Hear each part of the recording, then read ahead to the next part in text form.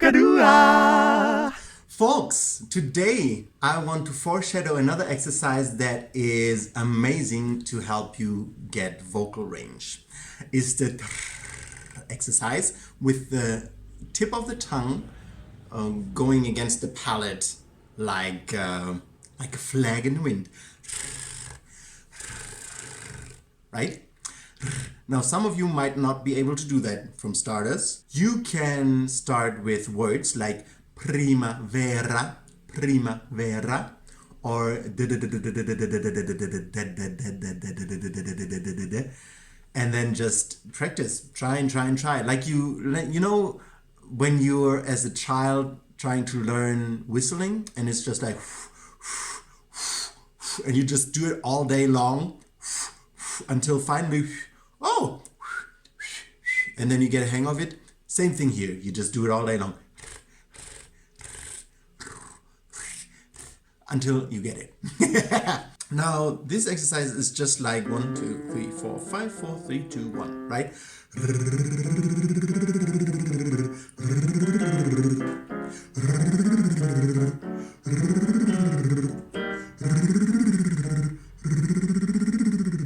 Now, the difficult part is that I don't just want you to go. I want your thyroid cartilage to be down here in the uvulum, right? So the difference is this is the sound when it's up there. This is the sound when it's down there. You hear? It's a very softer, broader sound.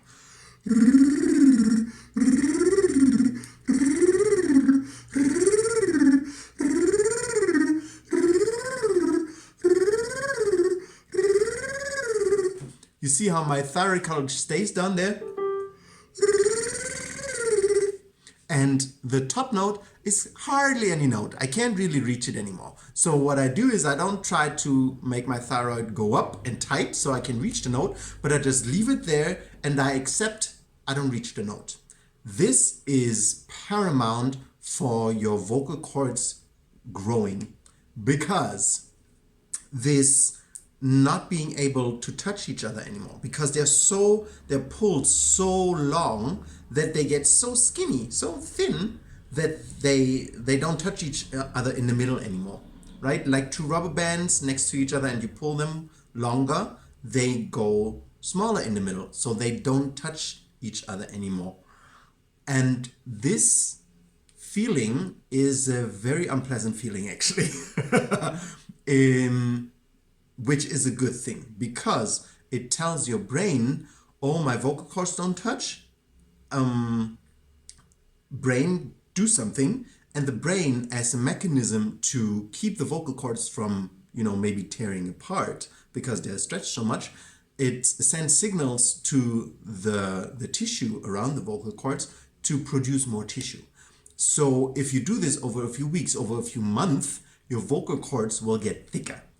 And what that means is, one, your vocal cords will keep touching even when you go higher, right? So first you might be here,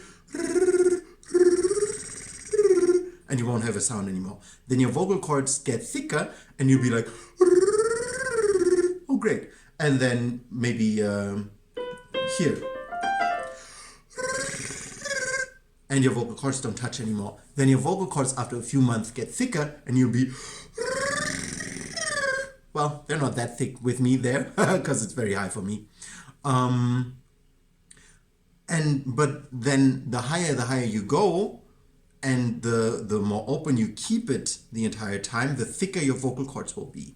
And that will not only mean that they touch up there, that will also mean that you will get the ability to sound lower, because the vocal cords will amass mass, right? Because your brain doesn't want your vocal cords to tear from being stretched, it will send signals to your cells to add more connective tissue.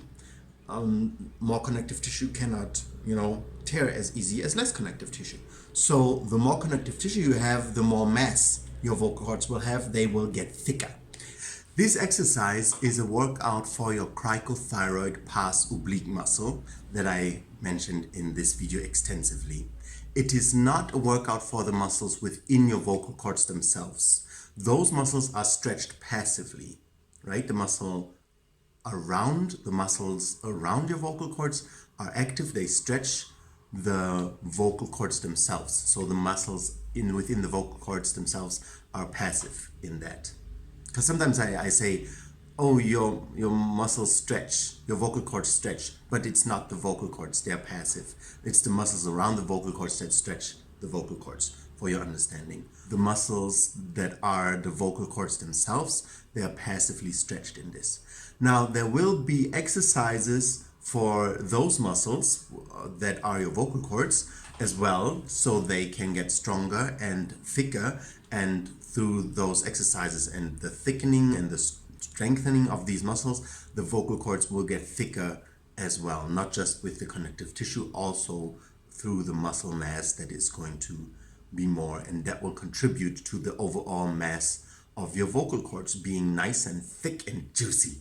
So the more connective tissue and the more muscle you have, the thicker your vocal cords will become, and more mass can vibrate slower, right? That's why an elephant sounds lower than a little hummingbird, because the elephant's vocal cords have more mass. They sound lower than the hummingbird's vocal cords, who have less mass.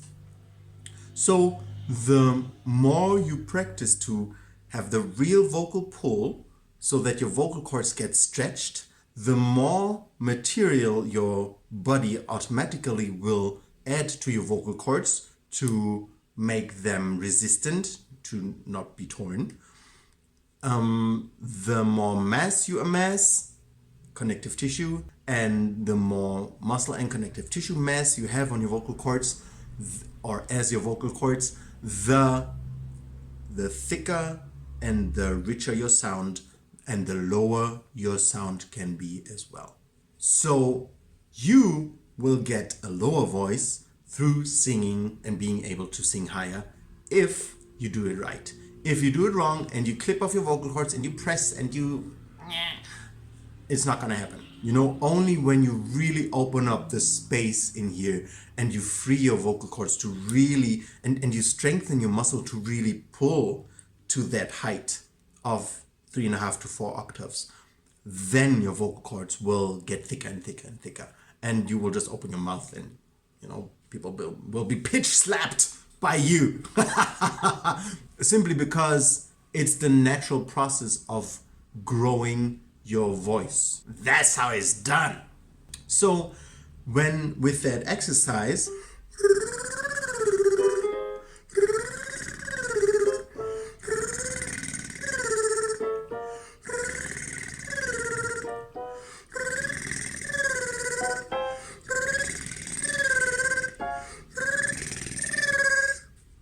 you kind of can't hear the sound up there anymore, right? The thyroid cartilage just stays down and the note just vanishes into thin air. You still kind of hear the sound up there, but it's not really a sound anymore, right? This is exactly what should happen. Your thyroid cartilage should stay down there, and your voice should not really reach the note legitimately anymore. It will not. It just will not. And it takes a lot of practice. This is a very advanced exercise, actually. You first have to be able for your ugulum and your thyroid cartilage to touch.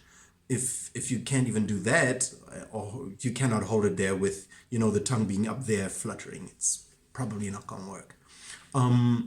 But this is super, super helpful also for the feeling of, I can have a low thyroid cartilage even though I have a high tongue.